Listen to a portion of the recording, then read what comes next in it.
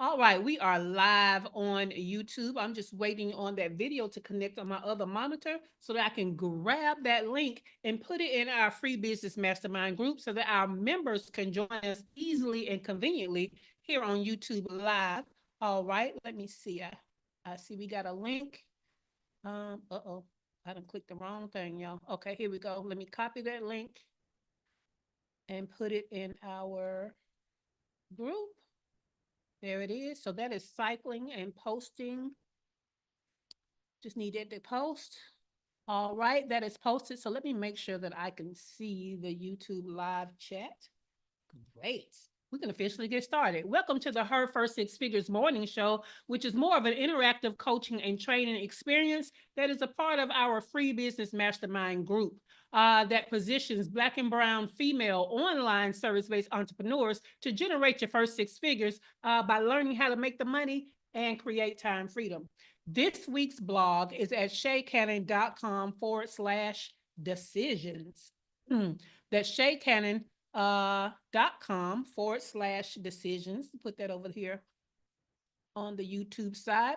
Because what we're going to talk about this week, we've been talking about operations all month.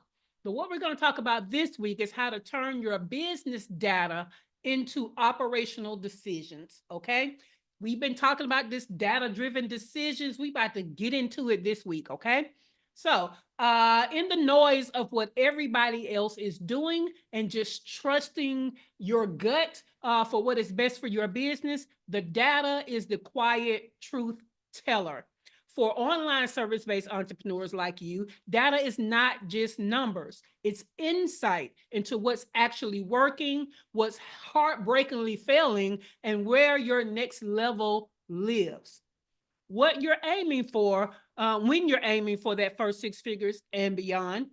Guessing is expensive and exhausting, but data gives you receipts. It takes emotion out of decisions and it puts clarity in the driver's seat, whether it's how clients move through your funnel, how long service delivery really takes, or what your best performing offer is. Your data already knows the story. The question is, are you listening? Are you listening to it? Are you letting it guide your business moves? Doing so is what we call making data driven decisions. You may have heard about it, but how do you do it? That's what we're going to talk about this week. Okay. Now, that was just the introduction. Let's get to the first thing you need to do for data driven decisions. All right. So today we're talking about track what actually drives growth. There are a lot of numbers that could be recorded, okay? Lots of numbers, lots of KPIs, key performance indicators, all kind of data. As most of you either do not have a team or have a small team that doesn't include somebody that gathers data, it can be especially cumbersome to gather data. So what data do you record? What actually moves the needle is tracking the numbers tied to your top goals in each area of your business. Okay. So you should be able to tell from that sentence alone that the data that each of us gathers could be different. Okay. Because we could have different goals. But if your goal in marketing is to get more qualified leads, then vanity metrics like views and likes aren't telling you what you need to know. It's like checking the weather, and when you see it's good outside, that don't mean it's the forecast for your particular zip code. It looks informative, but it's not really useful for what you need. Okay, so too many online service-based solopreneurs obsess over everything except the metric that signals growth. One week you might be watching email open rates.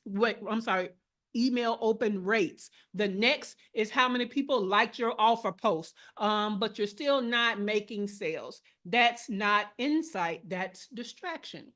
To hit your first six figures, your numbers need to reflect your direction. Okay, now that's the blog. I'm glad you know what data-driven decisions are. I'm glad you know that we need to be tracking what matters most. But again, what does that look like? Well, in the morning show, we give you more, and we're going to talk about that. So let me pull out these show notes. Now, today we're going to do things a little different, okay?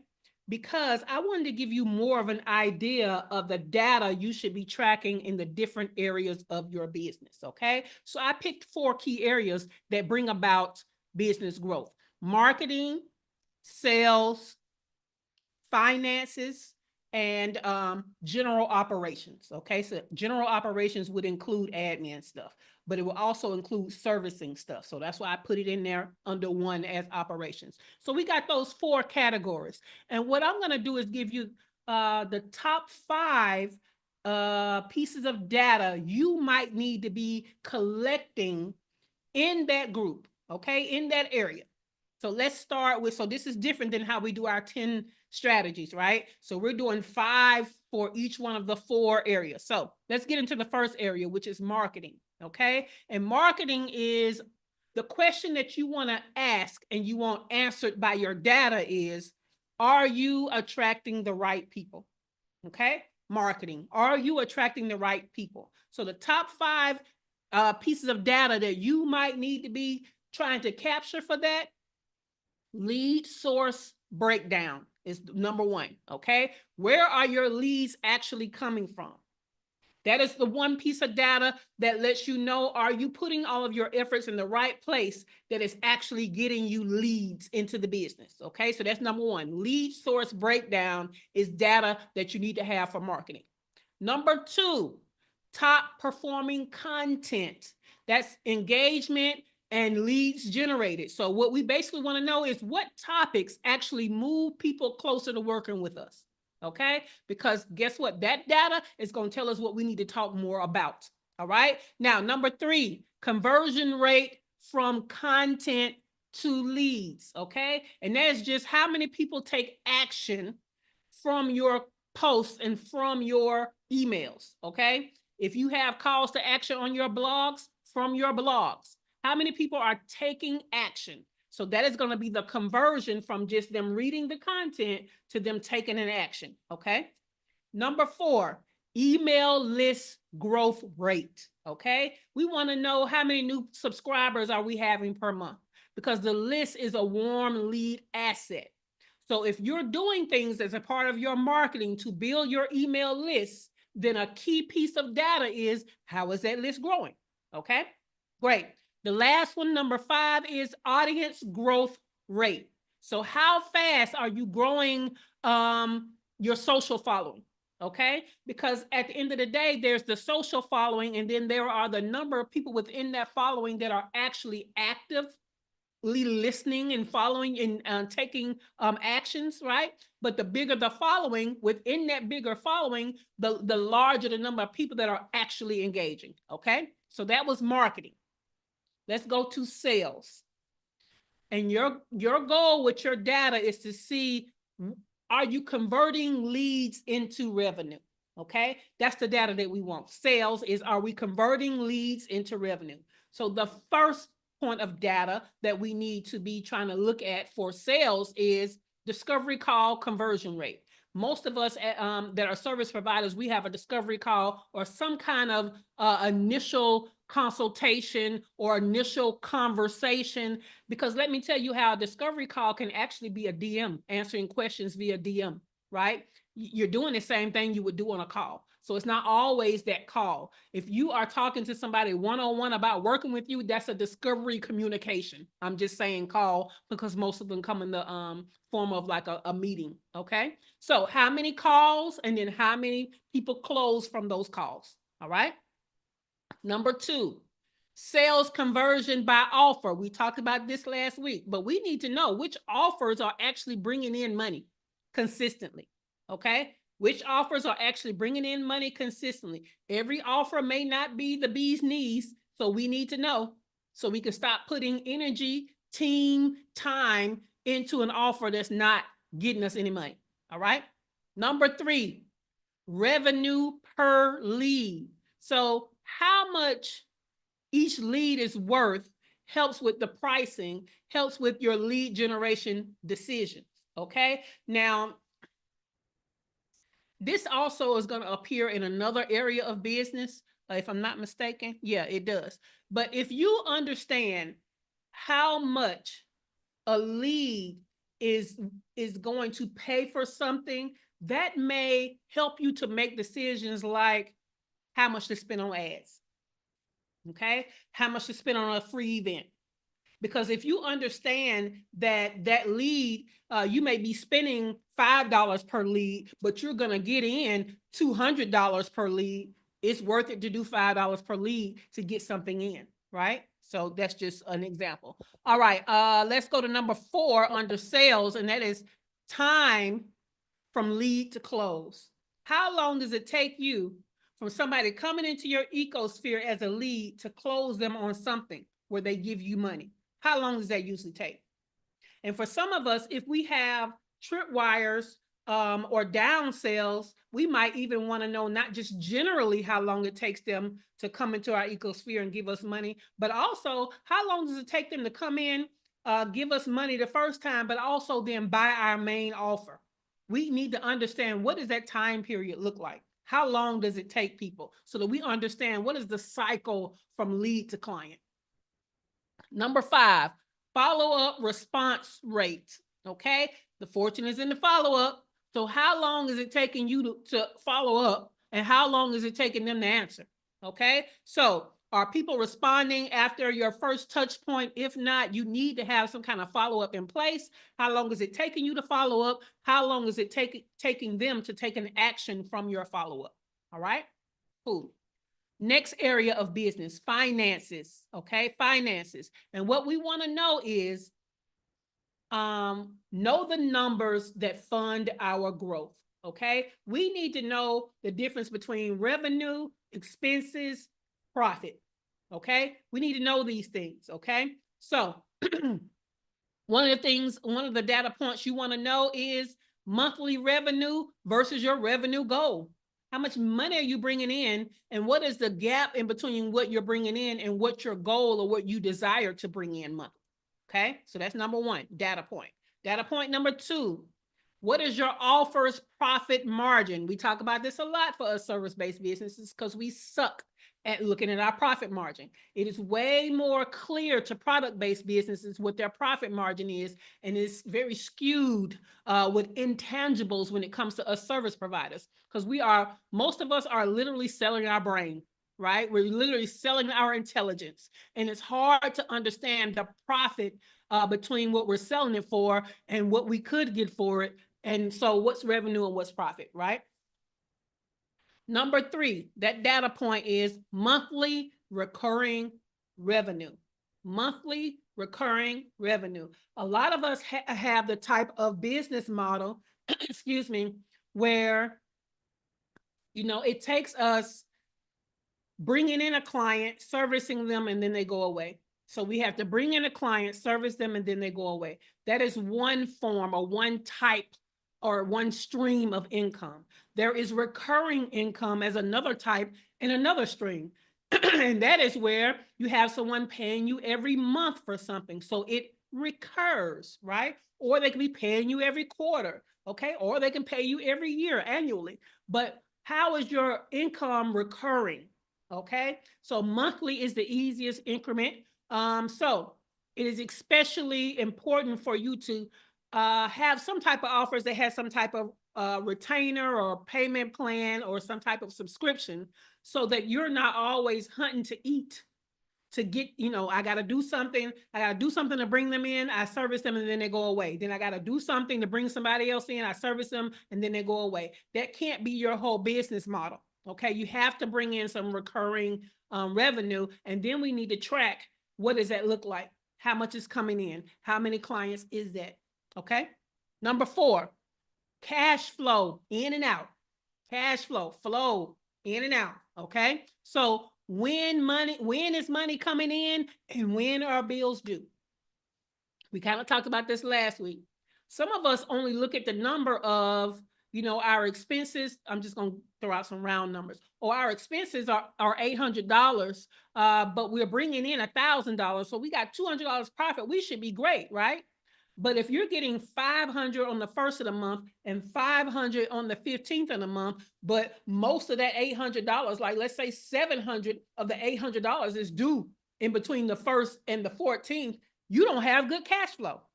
So if you look at it monthly, yeah, you have enough money to cover your expenses with money left over. But if most of that is at the beginning of the month and you get the other half at the other half of the month, you're going from famine to feast. And that's not good cash flow. Okay, so we need to look at that kind of thing. Last but not least, number 5, as for the data point for your finances, is average client value. Average client value. Now, we kind of talked about this with what was it, sales or was it marketing? We talked about it in sales, revenue per lead. But average client value really is like lifetime value of a client. Okay. The other one was about what is the amount per or the revenue per lead per offer, right? So the offer is one thing, but lifetime value is another.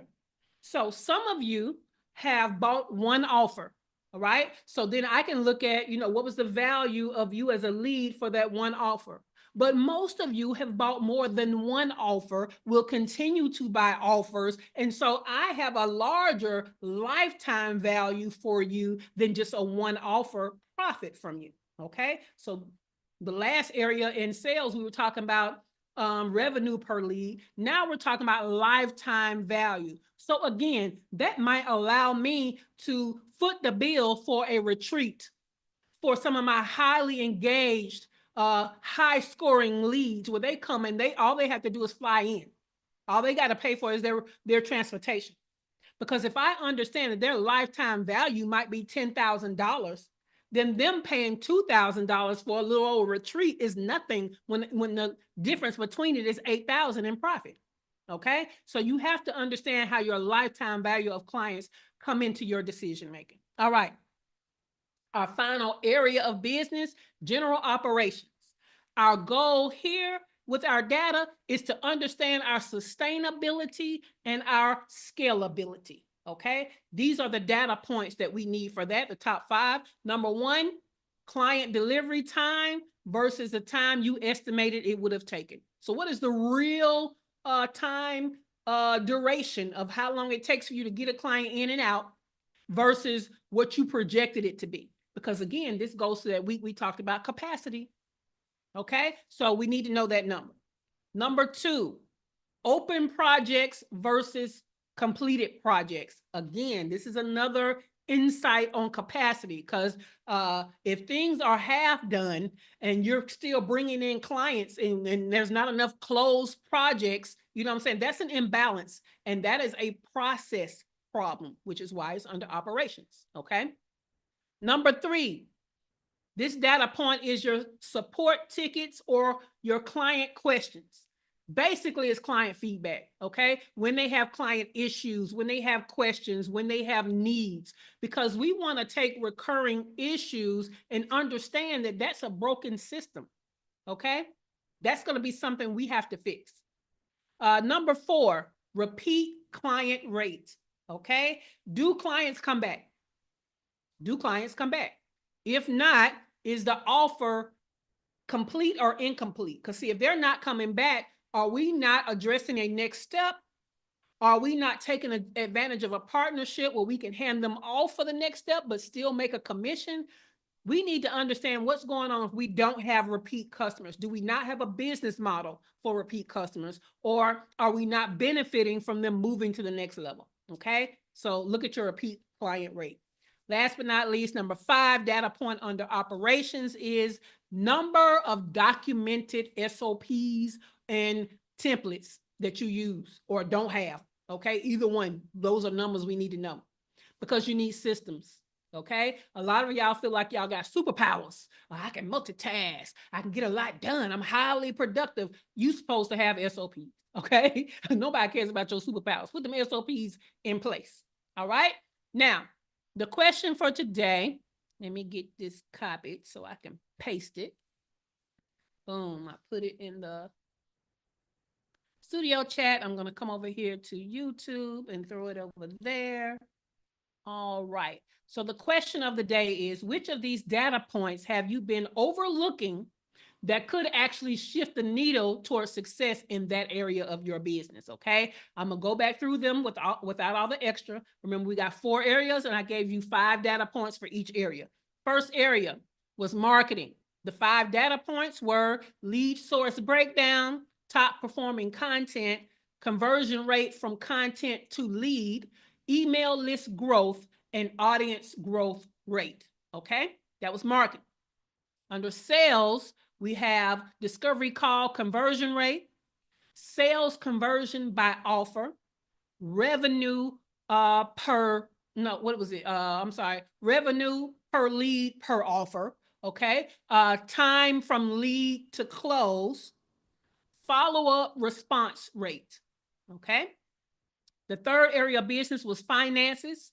The 5 data points were monthly revenue versus your revenue goal, offer profit margins, monthly recurring revenue, cash flow in and out, average client value, which really is average client lifetime value.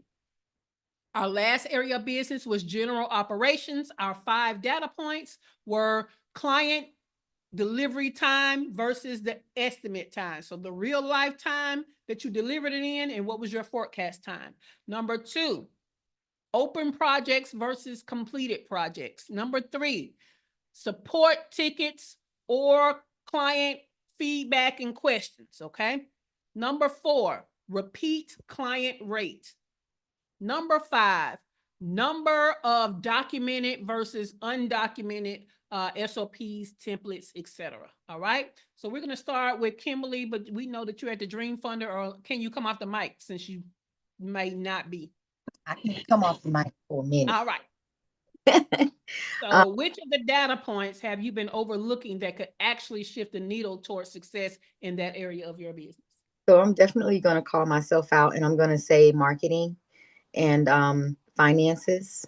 All of those, everything that's inclusive of those 2 things that you said. So I know that I've not been as diligent in doing any of those as I should. So those 2 just really stood out to me.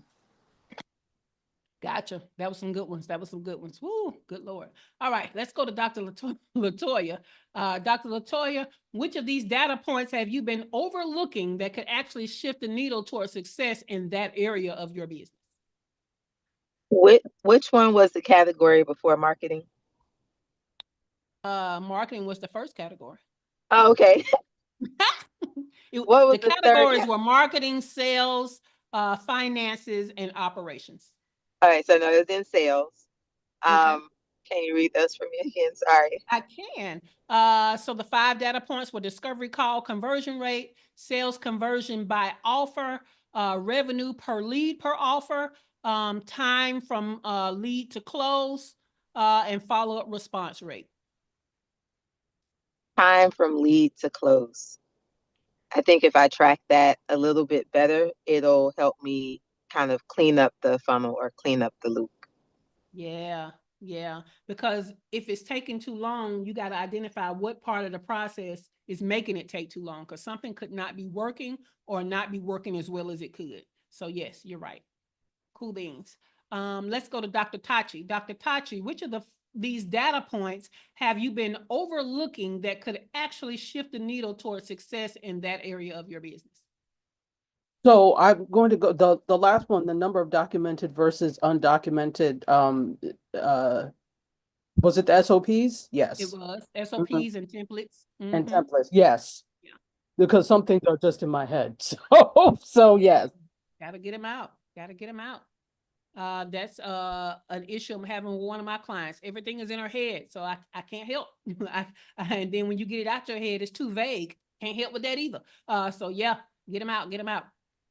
All right, let's go to Dr. Ayana. Dr. Ayana, which of these data points have you been overlooking that could actually shift the needle towards success in that area of your business? Well, and again, good morning to any and everyone that I didn't speak to as yet. But number 1 for me is going to be marketing, and that every category underneath the marketing umbrella, and that is definitely going to bleed into sales. Yeah, Is having a problem hitting her avatar. She is hitting somebody else's avatar. I don't know whose avatar it is, but it ain't mine, because these people, they working my nerves. They are not converting like they supposed to. So her sales are having a problem, which means her finances are in trouble. So she needs to look at marketing very, very closely and figure out how she can get that right avatar, hit that bullseye, because right now she all over that target, and it's not leading to the right type of, the marketing is not leading to the right type of sales. So Gotcha. put a list for- So tell her that Mm. we said that is a clarity in messaging problem. Okay. So anytime you're attracting the wrong people, then you have the wrong messaging. So what you need to do is look at who was somebody that was your ideal client. What is the difference between them and the people that you are attracting, right? Like, what was it about you that made them listen at that time? And what is missing that you're not saying that and you're getting the wrong people? You see what I'm saying? Yes. And sometimes it's the words that you use. Sometimes you've changed words that make a bigger difference than you understood. Some of us speak in a way that people think that we out here doing charity work. Okay, we got to watch our words. Yes. So we need to be saying words like it will take an investment or get a return on your investment, so they understand, baby, this ain't free. Ain't nobody out here to not have abundance to help you. What is wrong with you? So, you need to, there are certain things. So identify what makes them the wrong ones. Identify what makes these the right ones, and look at what is the messaging, right? And look at your words. Like what could you have said to attract this wrong person, right? Or what could you have done? Or what area of networking could you have been in that attracted this person, right? So, for example, when I'm on podcasts that are just about me living in different parts of the world, that audience is not full of entrepreneurs, right? So, me talking there and having a lead magnet about how to design your life, they're going to get it, but they're not my ideal client. So I don't even want them on my list. So when I go on stuff like that, I just tell them to follow my journey. I don't give them a lead magnet because you're not a lead. You see what I'm saying? Oh, So yes. some of that you have to recognize what happened that did that. This is no different than dating, right? So if you have attracted a man that you do not want, we need to look at what the hell did I have on? What the hell did I say? Who was I hanging around? You know what I'm saying? That attracted this man to me that I do not want. Same thing with our leads. Some of us network in the wrong places. You networking with broke folks and wondering why you keep attracting broke folks. Well, you just keep hanging around them. So you're going to attract them, right? So we have to look at all of that. Amen. All right, Dr. Same. Tatcha said, who is she? She talking about herself in third person like she wasn't on her medication, Dr. Tatcha. Just, she all right. All right. Thank Let's you. go to Key. No problem. He said number 4, marketing number 4 is a work in progress. So let's go back to marketing number 4 was email list growth and the growth rate. Yeah. So some of us, we don't have lead magnets, or we don't push our lead magnets, and we wonder why we don't have new people to offer our stuff to, or to promote our stuff to. So let me tell you a little secret. If you're going to promote the same thing, which is your main offer, which is what you should be doing, then you need new people to promote it to. If you have these same people, you can't keep promoting the same thing. I hope that makes sense. Okay. So keep that in mind. Let's go over here to the YouTube because we got Shawana Kennedy Media. We love you. You've been missed, boo. She said, happy Monday, everybody. And she said, definitely tighten up on the back end operations. And then she said, hashtag lead gen. Most definitely.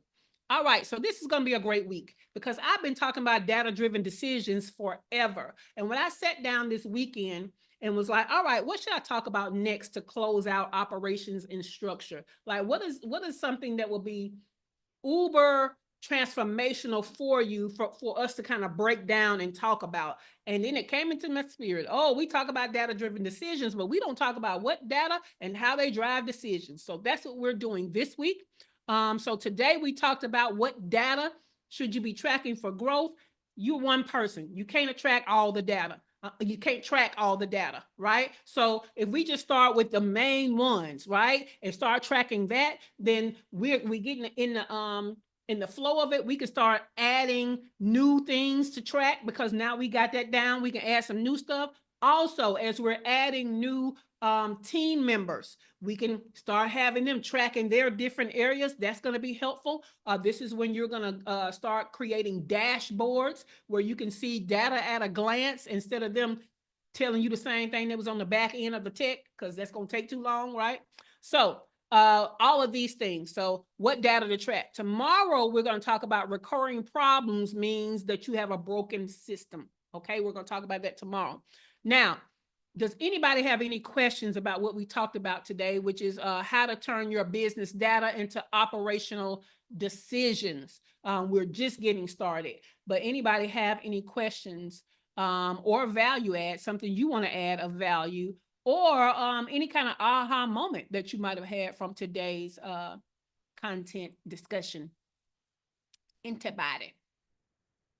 All right, great. So this is going to definitely be one of those weeks where you want all of the notes, okay? So if this morning show is kind of like class for our free business mastermind, then you want the class notes. You definitely want these 4 areas and the 5 data points for each one, because I bet the notes you took are not going to be as great as the notes that I have. So you only have 2 ways to get it. Number 1, you have to be inside of our free business mastermind group, and they live in the files section, but they do expire, so get them and download them, okay? The second place is you can get the notes and the entire morning show in your email inbox by going to shaycannon.com/show. You can sign up. You will get 2 emails every broadcast day, one to remind you to hop on the YouTube live and one in the afternoon to tell you the link to the replay of the show and a link to the show notes. Okay, so shaycannon.com/show. Now let's talk about what's going on this week in the free business mastermind group. Thursday is Fuck Up Night, virtual happy hour. It's usually only for our paid membership, but we allow the free group to come in at the half hour because what happens is we really don't talk a lot about what's going on in your particular business as it's happening. You don't have a chance to just say, hey, Shay, this is what's happening in my business. Can you help me with it? We always stay on theme of what I have already structured that we're going to talk about. This is your one chance to come and say, this is what's going on in my business. Can you help me? So Fuck Up Nights is all about bringing what's fucking up in your business so we can fix it over drinks. Okay. It is a virtual happy hour. All right, Friday is a get shit done work session. Again, something that is a perk of the paid membership. However, the free members, the free group is allowed to come to 2 Fridays out of the month on the second half of that work session. So that is going to be Friday. Now, Sunday, we have we bring our 14-day May sprint, our momentum sprint, our goals sprint to an end. However, I am changing the time. We usually do it at 4 p.m. Eastern time. We are now going to start doing those sprints at 7 p.m. Eastern time. All right, 7 p.m. Maybe we'll get more people to come in. This is for the paid group only. If you want to be in the paid group, go to shaycannon.com/membership to sign up. It's all about momentum with your goals and being more productive and making the best use of your time and energy to make more money. All right. Now, on Monday is Memorial Day. We are not having a show on that holiday, so don't log in. I won't be there till Tuesday. Okay. So next Monday, the 26th, no show for the holiday. All right. Now, if you want to know more about me, your host, Shay Cannon, you can, and the highly valuable free business mastermind group, go to the description below for the link and more details. Also, I know you got value today because you get value every time. So do us a favor and give us a thumbs up and like this episode. Make sure that you are subscribed to the channel. And this is going to be one of 4 videos. So make sure you check out the other videos as the week goes on. All right. With that, the studio is closing in 5, 4, 3, 2,